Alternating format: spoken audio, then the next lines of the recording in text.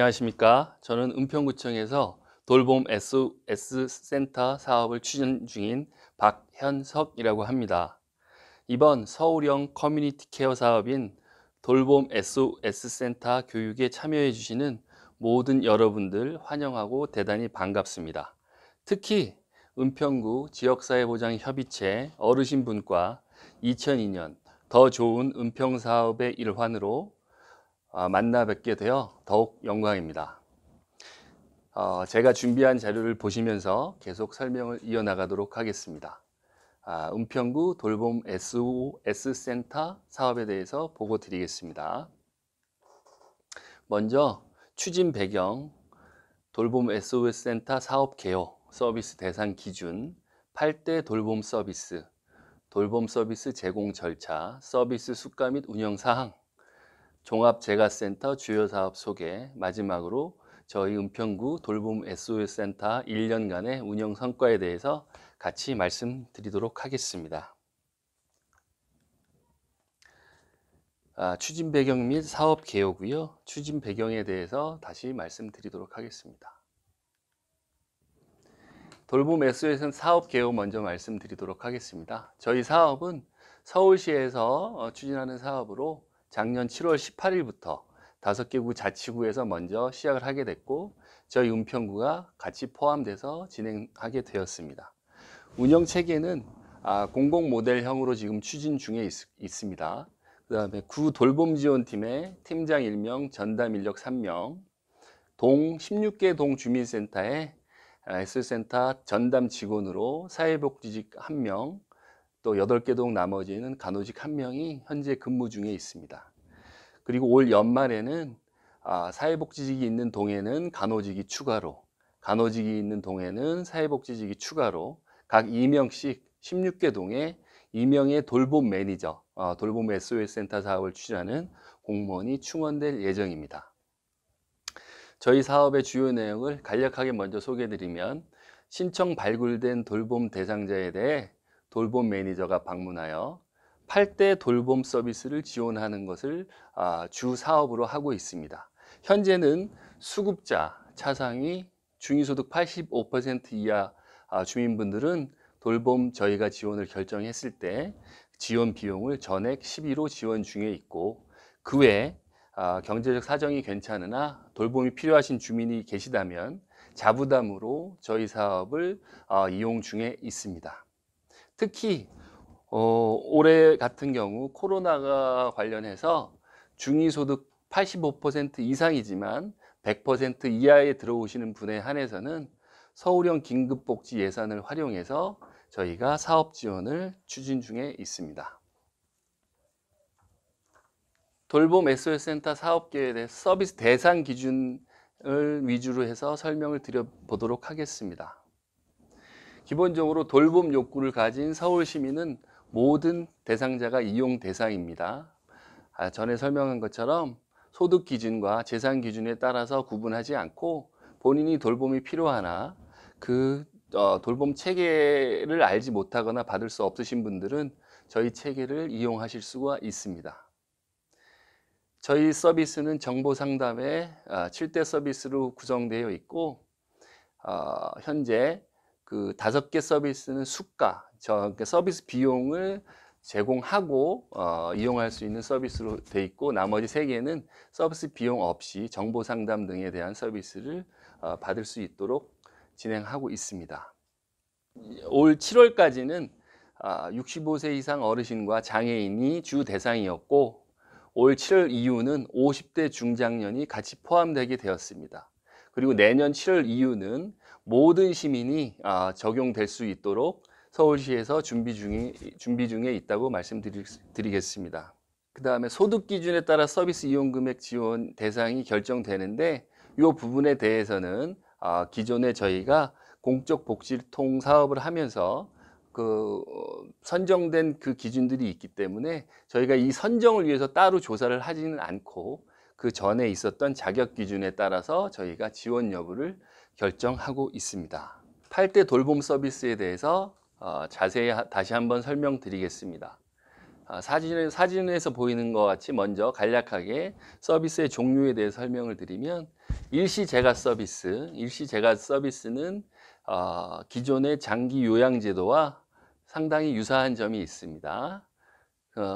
세부 사항은 잠시 후에 다시 한번 말씀드리도록 하겠습니다. 그다음에 단기 시설 서비스. 그전에 장기 시설 서비스의 부족한 점을 저희가 단기 시설 서비스로 제공 중에 있으나 현재는 과도기인 상태로 완전히 정착되지는 못한 상황이지만 지금 관계 기관과 협의해서 계속 확대해 나가는 방법을 강구하고 있습니다. 동행 지원 서비스, 특히 저희 서비스에서 올해 들어서 많은 만족도를 표시하고 있는 서비스인데요. 장기 요양이나 어떤 서비스, 정해진 서비스에 따라서 지원을 받지 못하시는 분들이 일시적으로 외출이나 병원 활동을 하기 위해서 현재까지는 이웃이나 뭐 이런 분들한테 임시적으로 도움을 받았으나 지금은 저희가 구축된 시스템에 의해서 동행 지원 서비스로 병원이든지 관공서든지 이쪽을 이용하실 수 있도록 저희가 지원 중에 있습니다. 주거 편의 서비스도 역시 대상자들의 만족도가 상당히 높은데요. 홀로 계시는 어르신들 같은 경우에 간단한 집수리 같은 경우도 상당히 곤란하셔가지고 계속 불편한 상태로 계시는데 현재까지는 공공기관에서는 1년에 어느 시기를 정해서 일시적으로 지원을 하고 집수리 사업을 했으나 그런 어려운 점들이 있다고 판단이 돼서 서울시와 자치구에서는 수시로 그 가정에 어떤 어르신이든지 장애인들이 쉽게 해결할 수 없는 부분에 대해서 저희 종사자들을 파견해서 집수리나 보수, 방역, 청소 등을 진행 중에 있습니다. 8대 서비스 중에 5번째 식사 지원 서비스입니다. 저희 사업은 SOS라는 표현처럼 장기적인 서비스를 제공하지는 않습니다. 어떤 돌봄이 어떤 문제점이나 그 신체적 문제나 어떤 갑작스러운 어려움에 처했을 때 기존의 식사 환경이 변경돼서 식사에 어려움을 겪거나 영양에 문제가 생길 수 있다고 판단되는 가구에 대해서 저희가 식사 지원 서비스를 지금 진행 중에 있습니다. 이 식사 지원 서비스도 잠시 뒤에 더 자세하게 설명드리도록 하겠습니다. 건강 지원 서비스도 지금 출발은 했으나 완전히 정착되지는 않았습니다. 지금 보건과 복지가 서로 융합하고 있는 과정인데 지금 현재 방문 간호사분들과 연계해서 보건소에서 저희 건강 지원이 특히 필요한 어르신과 장애인 가구를 발굴해서 저희 SOS 추진 체계를 통해서 건강 지원 서비스를 공급 중에 있습니다. 다음 안부 확인 서비스가 있는데 안부 확인 서비스도 저희 8대 서비스 중에 하나가 되긴 했지만 완전히 저희 사업으로 정착되지는 못하고 있습니다. 왜냐하면 안부 확인 서비스가 어떤 유형적으로 외곽으로 볼 수 있는 게 아니기 때문에 지금 어떻게 추진을 할 것인가에 대해서 다시 원점에서 재검토 중에 있고 이거 안부 확인 서비스는 아마 명칭 변경서부터 해서 2021년 이후에 다시 한번 저희가 할 수 있을 것 같습니다. 안부 확인 서비스는 저희 추진 체계보다는 기존의 복지기관과 상담센터에서 지금 현재도 충실하게 잘 진행 중에 있는 것으로 지금 자치구에서 분석이 돼서 서울시에 보고를 했고 그런 부분에 대해서 종합적으로 재검토 중에 있는 상황입니다. 정보상담 서비스는 기존의 동주민센터로 돌봄에 대한 상담을 했을 때 돌봄에 대한 답변을 못 받았던 부분을 지금 현재 동해에 있는 돌봄 매니저가 돌봄에 관련된 전반에 대해서 설명을 할 수 있는 시스템을 구축하였다고 말씀드릴 수 있는 서비스입니다. 예, 이렇게 8대 서비스를 현재 진행 중이고 다음에 서비스별로 더 자세하게 설명드리도록 하겠습니다. 각 지역에 있는 어르신분들과 어르신분들께서 돌봄 서비스를 저희 돌봄 SOS 센터를 이용해서 서비스를 받을 수 있는 그 순서에 대해서 절차에 대해서 먼저 저희 종사자 선생님들께 먼저 설명을 드리도록 하겠습니다. 16개 동에 있는 지금 동에는 복지 관련해서 팀이 2개가 있습니다. 그 중에 복지 서비스 팀이 있고 서비스 팀 내에 저희 돌봄 SOS 센터라는 조직이 있는 거고요. 센터가 어떤 유형의 그 건물이 있거나 그런 건 아니고 동사무소 내에 하나의 시스템으로 지금 적용돼 있다 그렇게 생각하시면 될 것 같습니다. 팀장은 복지 서비스 팀장이 겸직을 하고, 현재까지는 전담 공무원 1명이 있고 올 연말이나 연말 정도 되면 1명이 더 있어서 팀장 1에 팀원 2이 각 동마다 돌봄에 대한 신청 접수와 전반적인 행정을 처리하게 됩니다. 돌봄 매니저, 그러니까 돌봄 매니저, 간호직 공무원, 사회복지직 공무원의 주된 역할은 그 대상자를 지원할지 말지에 대해서 자기들이 가지고 있는 전문 지식에 따라서 판단을 하고 지원 결정을 하게 됩니다.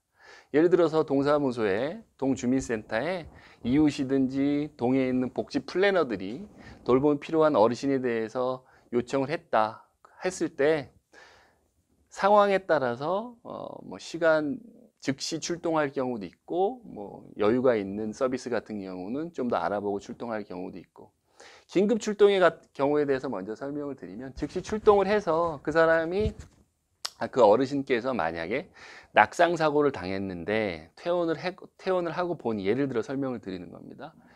하고 봤더니 뭐 상지 팔 쪽이 골절이 돼서 식사 등 이런 부분에 대해 일상생활이 전혀 불편하다고 판단이 되면 거기에 맞는 사정을 하고 방문을 해서 사정에 의해서 어떤 저희 8대 서비스 중에 물론 5대 수가 서비스가 되겠죠. 어떤 서비스를 결정할지를 내부 회의를 통해서 결정을 하게 되고요. 그 결정한 내용을 서비스 제공 기관에 의뢰를 하게 됩니다. 그러니까 동에 있는 돌봄 복지 공무원이 직접 그 서비스를 수행하지는 않고요. 인력이나 이런 부분 때문에 그건 좀 불가능하기 때문에 그 서비스 제공 기관, 은평구청에서 협약을 맺은 46개 기관 중과 연계를 하면 그 기관에서 출동을 해서 8대 서비스를 제공하게 되는 것입니다. 서비스 제공을 확인을 하면 그 서비스를 종결하고 비용을 지급하고 이런 순환 절차로 되게 돼 있고, 저희 이제 사회복지 종사자분들이 우리 가족들이 같이 개입할 수 있는 부분은 주된 사유가 대상자 발굴 부분과 현재까지 각 기관에서 어떤 공적 지원을 받기에 부족한 부분이 있었다고 생각되는 분들은 하시라도 동주민센터, 돌봄센터에 요청을 하면 그런 분들은 저희 8대 서비스를 지원받을 수 있는 그 연계 절차에 도움을 주셨으면 희망이 있습니다. 다음은 돌봄 SOS센터 사업의 개요와 서비스 수가 운영 사항에 대해서 설명을 드리겠습니다. 이제 일시제가 서비스가 있는데, 일시제가 서비스는 여러분들 잘 아시다시피 저희 노인분들 중에 저희 3대 서비스가 있다고 제가 이제 보통 설명을 드리는 노인복지 제가 서비스 중에는 제일 큰 게 장기 요양제 보험 제도가 있지 않습니까? 그 부분들이 제일 크다고 생각이 되고, 그거는 일정 부분 개인 능력이 많이 상실돼야지만 받으실 수 있는 부분이 있고, 그 다음이 맞춤형 돌봄 서비스, 노인복지기관과 이렇게 하는 기관이 올해 이제 많이 제도가 많이 바뀌긴 했죠. 그 나머지의 보완책으로 저희 돌봄 SOS 센터 일시 제가 서비스를 활용할 수 있다, 이렇게 생각하시면 되겠습니다. 지금 어르신 분야에서 제일 좀 활용도가 높고 그나마 동주민센터 내부 고객인 공무원들 사이에서도 만족도가 높은 건 일시제가 서비스가 되겠습니다. 그동안 장기요양기관, 장기요양 서비스, 맞춤형 돌봄 서비스의 혜택을 못 받고 가구의 방치라는 표현은 좀 그렇지만 고립돼 있던 어르신분들이 상당히 있었습니다. 제가 주요 분석을 해봤더니 3가지 사유가 있었고요. 그 어르신들 중에 첫 번째가 제도에 대해서 정확히 몰라서 장기요양 제도와 일시제가 맞춤형 돌봄 서비스를 신청하지 못했던 분들이 있고, 두 번째는 장기요양 제도와 맞춤형 돌봄 서비스를 이용했으나 만족도가 극히 낮아 거부했던 노인들이 있고, 세 번째는 장기요양 제도와 맞춤형 돌봄 서비스를 받을 수 없는 일시적인 상황에 대한 노인들이 있었습니다. 3가지를 나누어 설명을 드리면, 정보를 몰라서 저희가 제공을 못했던 서비스가 있었던 경우가 많았는데, 물론 복지 플래너가 방문을 했었을 때도 우리가 모든 복지 플래너가 모든 복지제에 대해서 알지는 못했었거든요. 저희 돌봄 매니저들이 방문해서 이분은 개인적인 가사 활동이 불가능하기 때문에 일시제가 서비스를 받는 게 좋겠다라고 판단이 돼서 저희가 연계를 하게 되죠. 물론 그런 동의라는 설득 작업이 좀 상당히 힘들긴 한데, 어르신들이 저희 이제 제 개인적으로도 단순하게 그냥 어르신 도움을 받으면 좋지 않을까 이렇게 생각했지만, 뭐 상담을 해보면 자기 개인적인 공간에 누가 오는 걸 별로 안 좋아하시는 분들도 있어서 그런 부분들을 좀 설득하고 상담하는 그 기법은 좀 활용하고 있습니다. 그럴 경우에 장기 요양을 그 어르신이 받을 수 있는 상태지만 그 절차가 최소 한 달에서 최장인 2달 정도가 소요가 되더라고요. 그럼 그 2달 동안은 그 어르신은 또 현재와 똑같이 그분이 장기 요양을 받기를 원하더라도 대기하는 상태가 돼 있었고, 그 시점에 저희 일시제가 서비스를 제공하게 되는 겁니다. 한 달에서 2달 사이에. 그 일시제가 서비스에 나가는 요양보호사는 기존의 장기요양보호기관에 있는 요양보호사와 동일합니다. 그래, 그 요양보호사가 대신 비용은 저희 서울시 은평구 예산을 받아서 나가는 것이고, 2달간의 서비스를 거쳐서 그분이 회복이 단시간에 어렵다고 판단이 되면 장기요양 제도로 승인돼서 넘어가는 것이고요. 그 승인이 안 되고 2달 사이에 그 어르신이 회복이 되면 저희 일시제가 서비스도 그 서비스에서 나오게 되는 것이고 일반 노인으로 다시 돌아가는 것이죠.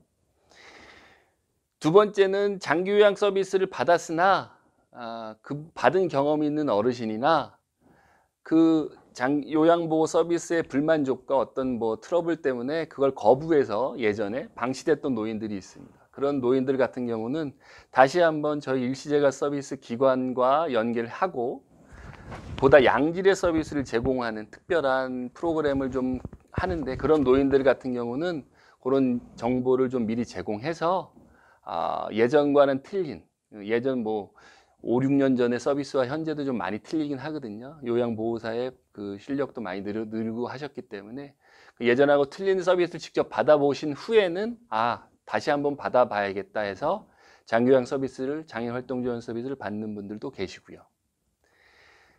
그 세 번째는 아까 말씀드린 것처럼 팔 골절이나 다리 골절처럼 골절 환자 노인 같은 경우는, 퇴원 환자 같은 경우는 장기요양 서비스 대상이 안 된다고 하시더라고요. 다시 이제 회복할 수 있기 때문에 그 회복 기간 동안 일시제가 가사 활동을 할 수 있도록 저희 일시제가 서비스를 이용하게 됩니다. 수가는 1시간에 22,000원부터 3시간에 47,000원대까지 있는데, 이 수가는 보건복지부 건강보험공단에서 운영 중인 장기요양보험제도와 동일한 수가 내용입니다. 예산 부분에서도 일시제가 서비스의 예산 투입률이 자치구 평균 80% 이상으로 대단한 만족도를 보이고 있는 사업이고, 보건복지부에서도 서울시 일시제가 서비스에 대해서 다시 한번 벤치마킹 차원의 지금 뭐 사업도 진행 중인 것으로 보고 있습니다. 장기요양 제도와 맞춤형 돌봄 서비스를 선정이 되시면 그 노인들은 어떤 특별적인 신체적 능력 회복이 있지 않으면, 예를 들면 돌아가시기 전까지 서비스를 받는 것으로 제가 이렇게 설명을 들었었는데, 그렇게 되면 우리가 지금 요즘 뜨거운 화두인 커뮤니티 케어 사업과 맞지 않다라는 얘기가 돼 있고, 장기요양 서비스를 계속 받던 노인이 결국 요양병원까지 가셔갖고 뭐 그렇게 되는 부분들도 있어서 일시제가 서비스를 일시 투입해서 증상이 완전히 악화되는 걸 막을 수 있는 서비스로 저희가 좀 운영하려고 서울시하고 저희가 좀 노력 중에 있습니다. 다음 서비스는 단기시설 서비스입니다. 단기시설 서비스는 기존의 장애인과 노인 쪽에 단기 입소하면은 뭐 장기간 입소하고 요랬던 부분들이 있어서 단기시설 서비스, 일시 2주 정도, 14일 정도 입소했다 퇴소하는 부분에 대해서 좀 진행 중인데, 요게 지금 기존에 고착된 시설 서비스와 약간 중복되는 부분들과 어떤 현실적인 제도적인 부분 때문에 죄송합니다. 활성화는 되지 않고 있지만, 서울시도 이 문제점을 지금 알고 있고 대응 방안을 찾고 있어서 서울 돌봄 SNS 기준에 맞는 단기시설 서비스를 지금 확충 중에 있습니다. 예를 들면 성동구에 있는 사회서비스원 내에는 저희 단기시설 서비스를 이용할 수 있는 시설이 또 구비되어 있고, 그런 기관이 전 자치구에 확대돼서 병원에 가지 못하는 분들, 그 정도 증상은 아니고, 그렇다고 요양시설에 들어가기도 아닌 노인들 중에 어떤 사정 때문에 2주 정도의 시설 서비스를 받고 나오면 다시 일상생활로 복귀할 수 있는 노인들에 대해서 저희가 시설 서비스를 제공할 수 있도록 계속 연구 진행 중에 있습니다. 현재는 단기시설 서비스에 대한 의뢰가 오면 좀 더 명확하게 저희가 사정을 하고, 저희한테 의뢰된 케이스를 보면은 단기시설 서비스보다는 사실 병원에 단기간 입원했다 나오시는 부분들이 더 맞다고 판단하는 분이 좀 대다수여서 단기시설 서비스 제공량은 서울시 공통 그렇게 많지는 않습니다만, 혹시라도 주변에 그런 분들이 있으면 저희 돌봄 매니저 분들과 상의해서 진행해 주셨으면 감사하겠습니다. 다음은 동행지원 서비스입니다. 동행지원 서비스는 작년까지는 이동지원 서비스란 명칭을 이용했었는데, 차량 이용이 관계 법령에 따라서 좀 어려운 부분들이 있어서 동행지원 서비스를 명칭으로 바뀌었고요. 동행지원 서비스 중에 제일 큰 활용도가 있는 것은 통원 노인 환자들 관련입니다. 한 달에 한 번 정도 병원에 가서 투약을 받아오고 처방을 받아오는 노인들이 있는데, 현재까지는 이웃이나 친인척을 활용해서 이렇게 하셨는데, 그것도 이제 말씀하기 좀 어렵고 하는 부분들이 있어서 어떤 동행지원 서비스를 하면, 예를 들면 아까 우리 장기요양보호사 분들이 꼭 댁에 찾아뵙고 몇 시부터 몇 시까지 병원에 집 앞에 가서 모시고 병원까지 갔다가 병원에서 치료까지 다 받고 다시 처방받은 약까지 받아서 집에 오는 서비스까지 제공하게 돼 있고,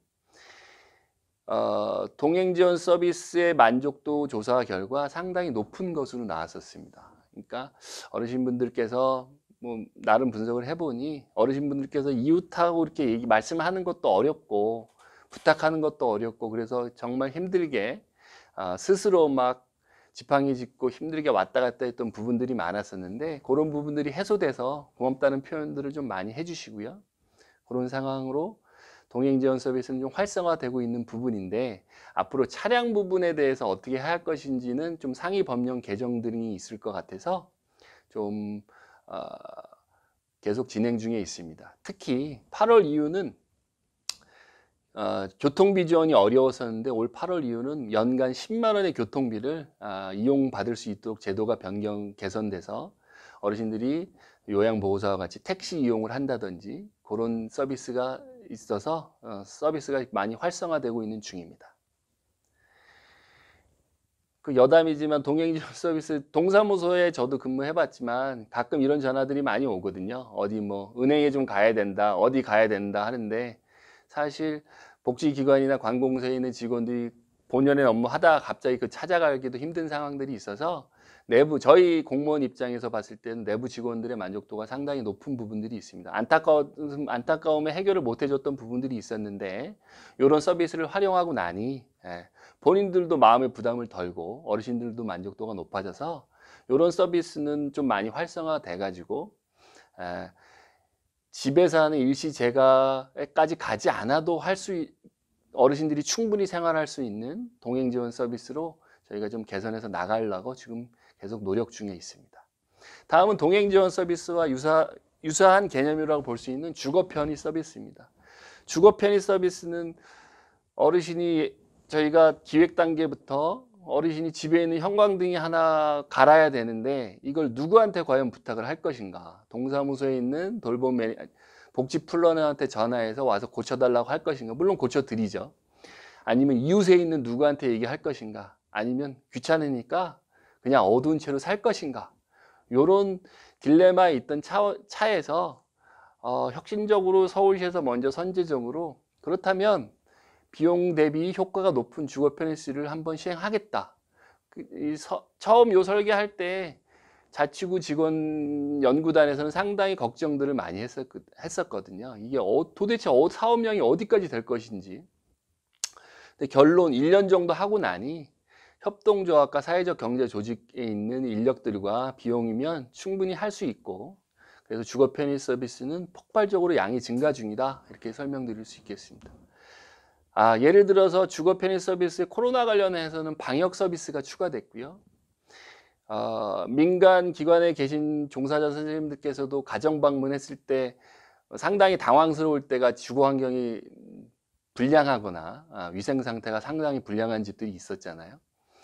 현재까지는 그런 집들을 동사무소든지 기관에서 자체적으로 자원봉사자와 어떤 민간 자원 네트워크를 동원해 가지고 정말 힘들게 그 집을 한번 청소해 주고 뭐 이렇게 했지만, 결국 몇 개월 있다 가면 다시 원상태로 되어 있는 것을 저희가 많이 목격했었습니다. 그러면서 이제 서로 지쳐가고 뭐 포기 상태도 가고 막 그랬지만, 저희가 1년간 주거 편의 서비스를 청소 기준으로 설명을 드리면, 그 집에 사람, 그 대상자 가구의 주거 환경을 청소를 말끔하게 치워드리고 나니 사람이 바뀐다는 얘기를 저희 공무원들한테 듣기 시작했습니다.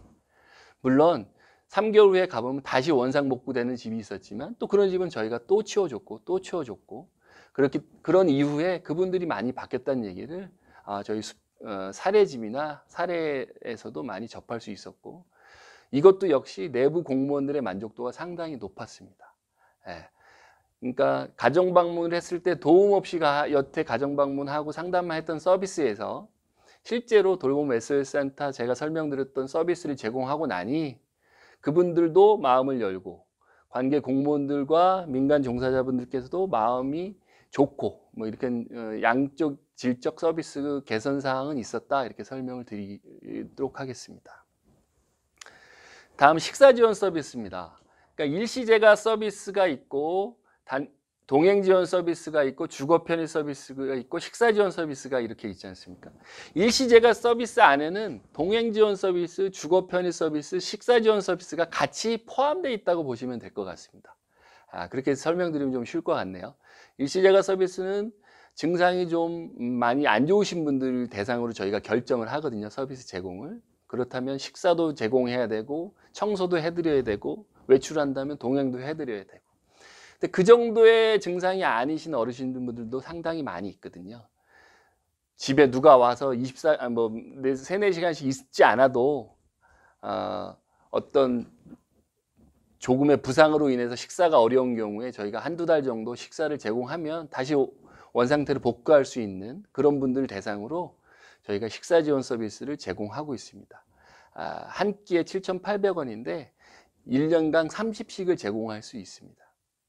30식이라는 거는 저희 SOS란 표현과 일맥상통하는 것인데, 만약에 그분이 30식을 제공받고도 그 위기상황을 극복 못했다고 돌봄 매니저가 판단이 되면 또 연장이라는 제도도 있긴 한데, 예외적으로 그런 부분들을 활용해서 그 어르신과 장애인들, 중장년분들께서 그 기능을 회복할 수 있도록 저희가 식사 지원 서비스를 제공하고 있습니다. 그러면 그간 1년 반간의 1년 한 4개월간의 은평형 돌봄 SOS센터 성과에 대해서 잠깐 설명을 드리도록 하겠습니다. 8월 기준으로 저희가 작성을 했고요. 2020년 1월부터 8월까지인데 내용 자료에는 없지만 제가 내부 자료를 다시 설명을 드리면, 저희가 19년 7월 달부터 저희가 이 사업을 했거든요.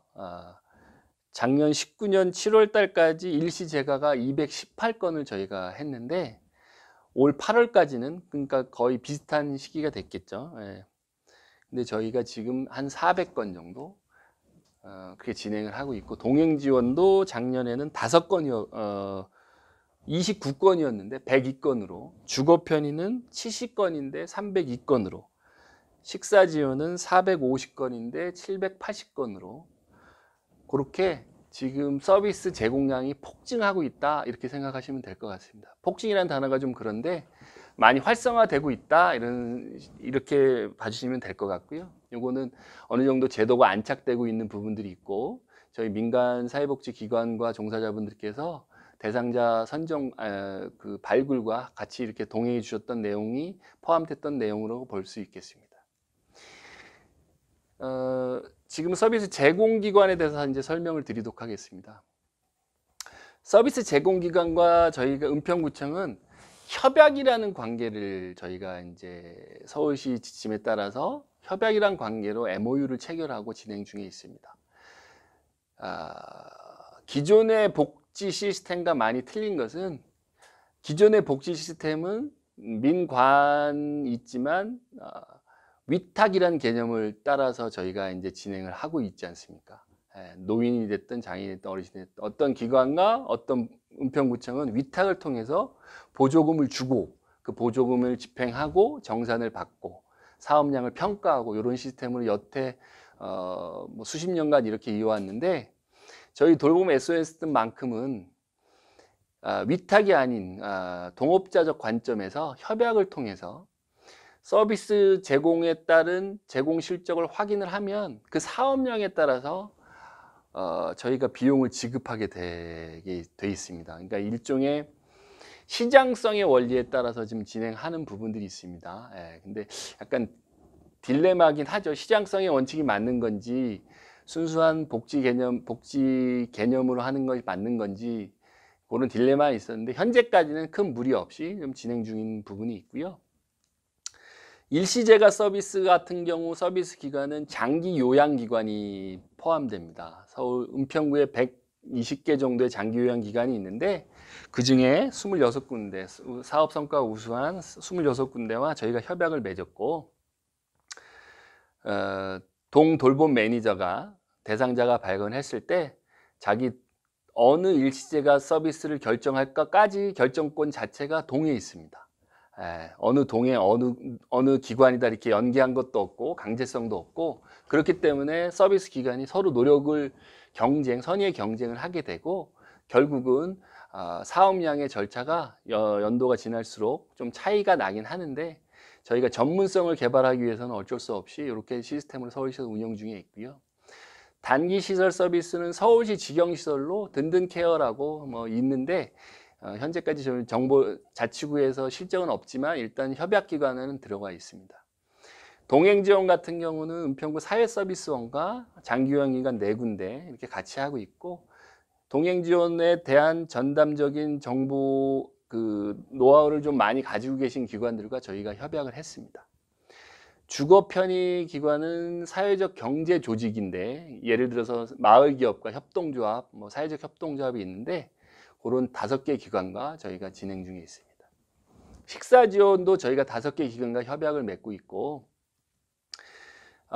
저희가 냉동식이 있고 온전식이 있습니다. 온전식은 이제 따뜻한 음식을 말씀드리는 거고 냉동식 같은 경우는 환자식입니다. 이제 성모병원 사업단에서 제공하는 저희가 협약을 맺었는데 예를 들면 당뇨식이라든지 뭐 퇴원식, 어떤 환자 저염식 이런 부분들에 대해서 보다 좀 전문적으로 제공 중에 있고 그 정도 상태는 아니지만 온전식을 통해서 일시적으로 저희가 식사 지원을 통해서 어르신들께서 위기를 극복할 수 있도록 판단이 되면 4군데 식당들, 사회적 기업 식당들이 있거든요. 그쪽에서 이제 친환경 농산물로 이렇게 구성된 부분들에 대해서 저희가 제공들을 하고 있습니다.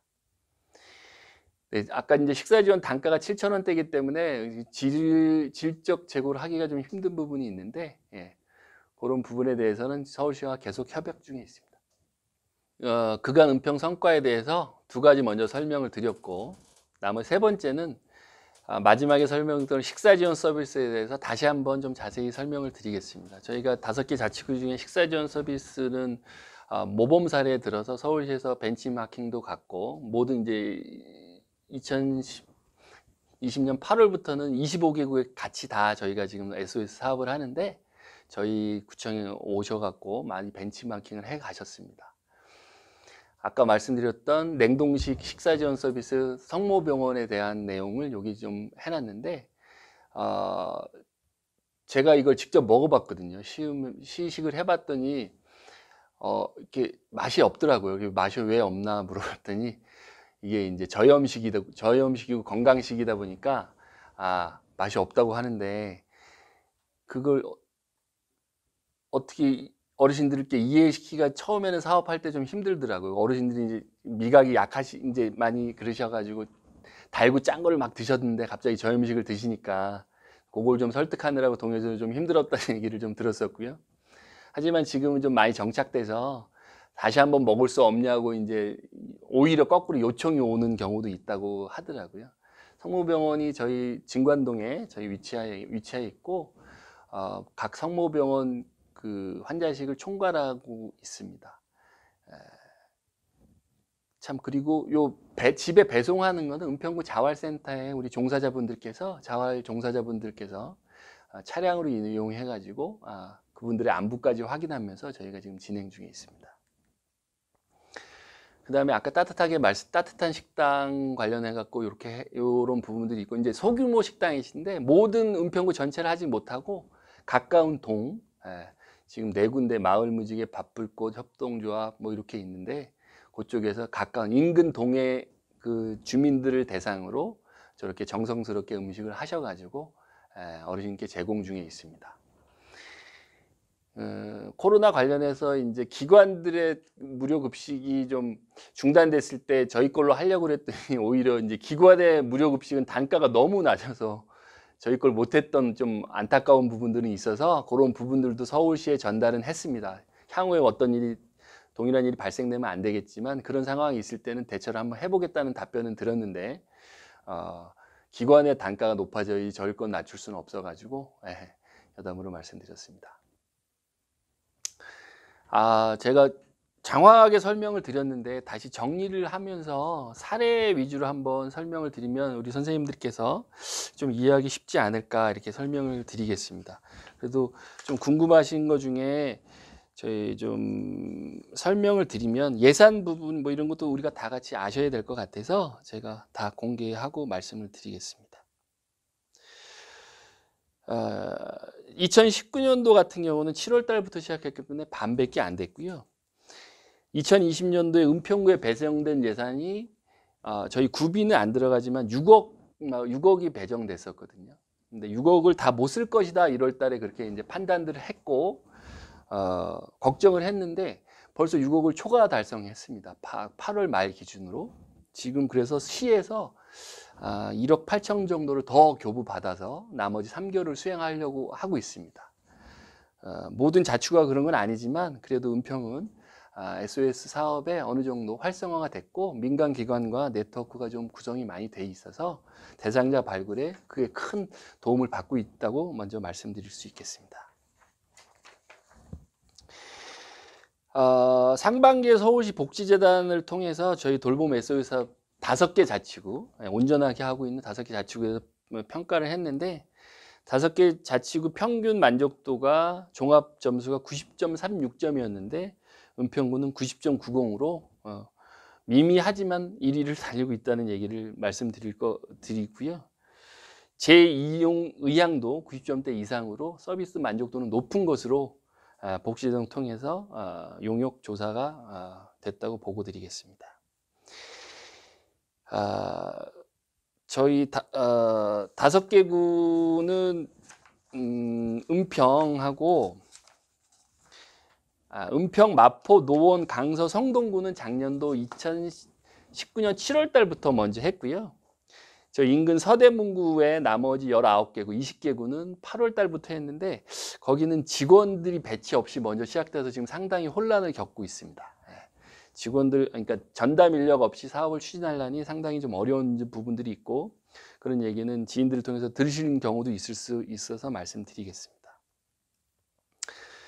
중요한 것은 올 7월 달부터 50세 이상 중장전이 편입이 됐는데 우리가 종별복지 이제 시설 보면 노인, 장애인, 뭐 이렇게 어르신, 장애인, 아동 이렇게 있지만 중간에 낀 세대인 중장년에 대해서 처음으로 타겟팅해서 서비스를 제공하는 사업이 아닌가 돌봄 SOS가 중장년 고독사나 이런 부분이 여태 큰 사회적 문제가 되고 있는데 그런 부분들을 동에서도 인지하고 있었지만 현재까지는 제공할 수 있는 서비스가 없어서 서로 발망동동 구르고 그런 상황이었는데 저희 8대 서비스를 50세 이상 돌봄이 필요한 중장년한테 제공하고 나서 많은 위기를 극복했다는 얘기를 저희가 전해 듣고 있습니다.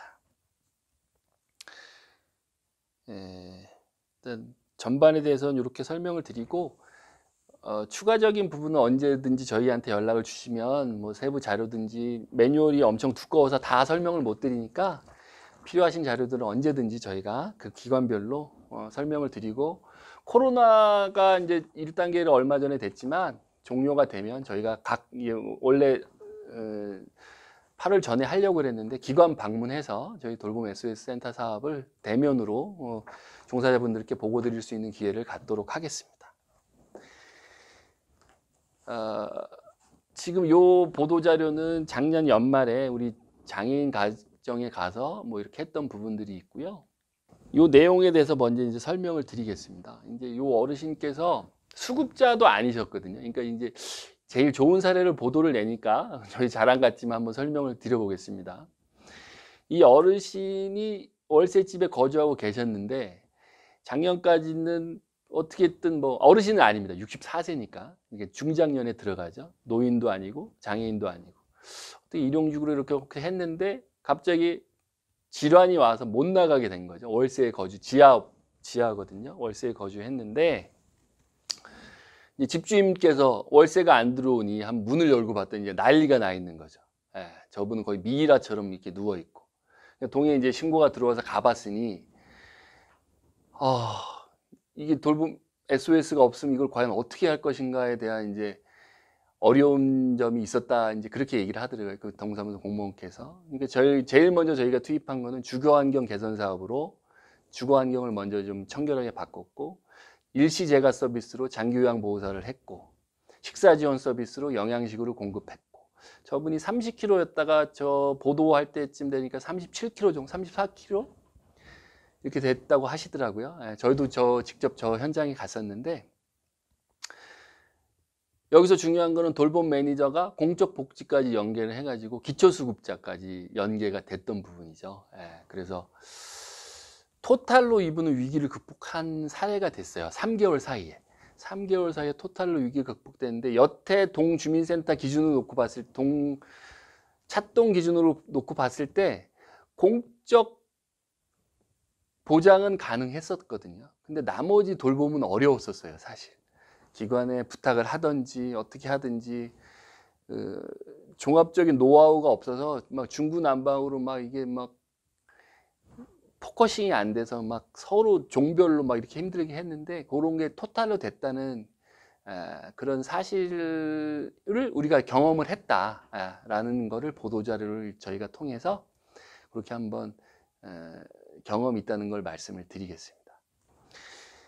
마지막으로 좀 강조드리고 싶은 거는 그 돌봄 SOS 센터 중에 일시재가를 저는 단기간에는 제일 중요하다고 생각은 되거든요. 일시재가 서비스가 제일 중요하다고 생각이 되는데 저희 오늘 저와의 대화 중에 제일 중요하다 딱 두 가지만 좀 명심해 주셨으면 좋겠어요. 일시재가는 장기 요양 서비스와 맞돌 서비스를 보완할 수 있는 충분한 여력이 되고 할 수 있다. 그것만 좀 먼저 인지해 주시면 그 장기요양 서비스를 받기 신청 후에 2달 사이에 저희가 서비스를 제공할 수 있고 일시적인 부상에 의해서 장기요양 서비스든 어떤 공적 돌봄 서비스를 못 받을 때 저희 서비스를 이용할 수 있고 그 두 가지만 우리 종사자 선생님께서 인지해 주신 다음에 저희한테 연결해 주시면 기존에 드렸던 품과 그 노력과 사례관리 이런 정성을 조금 덜 들이더라도 민간자원 연계하느라 엄청 고생하셨던 부분들을 저희가 그거를 보충하기 위해서 서울시에서 연구해서 같이 만든 제도니까 저희를 적극 활용해 주셨으면 좋겠고요. 그런 부분에 대해서 사례 몇 가지씩만 제가 다시 설명을 드리겠습니다. 제가 똑같은 각 자치구 사례가 비슷합니다. 그 자존심이 있는 어르신인데 집이 더러우니까 가정 방문을 계속 거부했던 사례입니다. 어쩔 수 없이 주민신고로 너무 냄새가 나서 찾아뵀더니 뭐 문을 열고 봤더니 역시 예상했던 그런 사례고요. 이웃 주민들은 벌써 관공서에 대한 불신감이 팽배합니다. 어떻게 저런 사람을 그냥 둘 수 있는지. 하지만 내막을 알고 보니 계속 서비스를 거부했던 분입니다. 그렇다고 그 전에 관계 공무원들이 직접 가서 그걸 청소하려니 요즘 같은 세상에 그걸 할 수도 없는 거고 그래서 전문적인 사례 관리를 통해서 저희가 주거 편의 서비스를 제공하고 장기 요양을 받으실 수 있도록 신청과 동시에 일시재가 서비스를 제공하고 식사 지원 서비스를 제공하고 그 다음에 기초생활수급을 신청하고 그래서 토탈로 이것도 맞춤형 급여를 통해서 3개월 사이에 위기를 극복했던 사례에 대해서 적시됐던 내용을 또 보고를 드리고요.